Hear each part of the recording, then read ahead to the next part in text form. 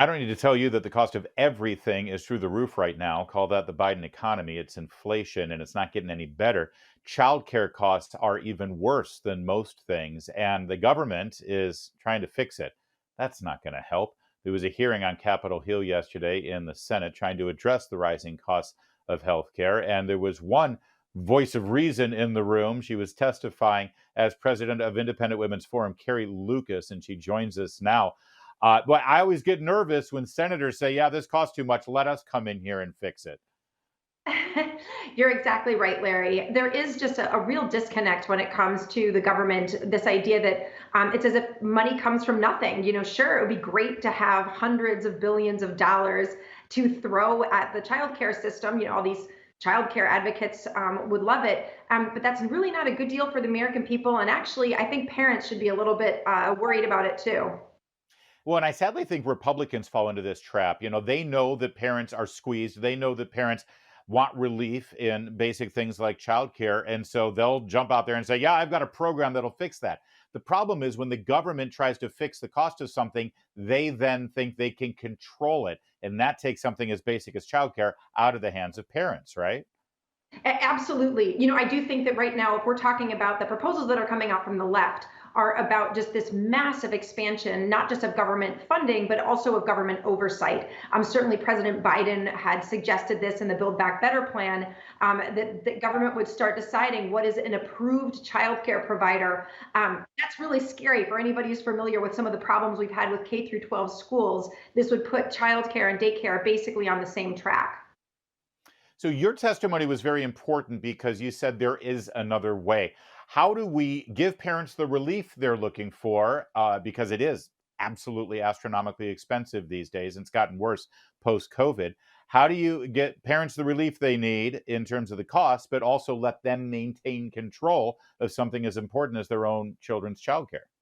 Yeah, Larry, it's really quite simple. I think this is the same old recipe of putting resources back in the hands of parents, and that can come in the form of tax relief. It can come in the form of deductions, also vouchers. I always hesitate to want to do anything that favors one form of childcare over another, because I don't think it's fair. If you're a family that's decided to keep someone at home or has a grandparent who's helping out, you deserve relief too, even if you don't face those childcare costs.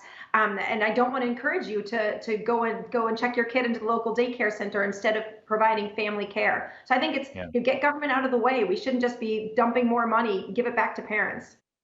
Well, and you also shared some really important data. I think the Heritage Foundation did some real good analysis of this. That all of these feel good ideas that the left proposes and pushes into law in various cities and states, things like raising the minimum wage or mandating a living wage and all those things, that stuff directly impacts the costs of things like childcare because most of the employees at these places are making minimum wage. And so as soon as you say, look at me, I'm going to give these employees a living wage, it immediately means it's basically a tantamount to a tax increase.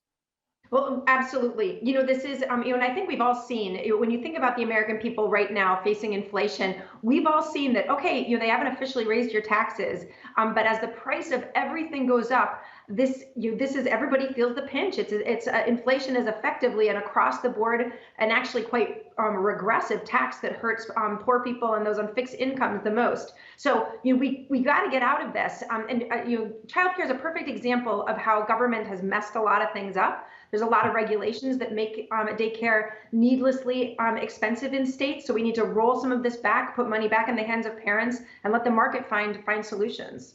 Carrie Lukas and Independent Women's Forum actually put out a really good policy paper on this as well, and you can get it over at IWF.org. There's another part of this that everyone has to understand. If you don't like what your local school system has done with critical race theory, with transgender policies, with everything, that's exactly what's going to happen to daycare. As soon as you get the government involved, that's the sort of thing that'll creep in. Exactly. It is. It should make everybody, money is one thing and it's really important. But if the main reason I think that the federal that parents should be worried about this is that once the federal government gets in there, it's going to sound real nice. They're going to say, oh, it's about having, being developmentally appropriate and inclusive. We all know what that means, that slowly they're going to be working in these concepts, and it's going to put, a lot of the providers, faith-based providers, aren't going to want to go down there, and it could push those places out of business, and we'll end up with basically K through 12 schools, but now going all the way down to toddlers. Hold the line on that. Carrie Lukas, great testimony yesterday and great job tonight as well. She's the president of the Mighty Independent Women's Forum. That's it for tonight. We'll be back tomorrow, same time, same place. In the meantime, I will see you on the radio.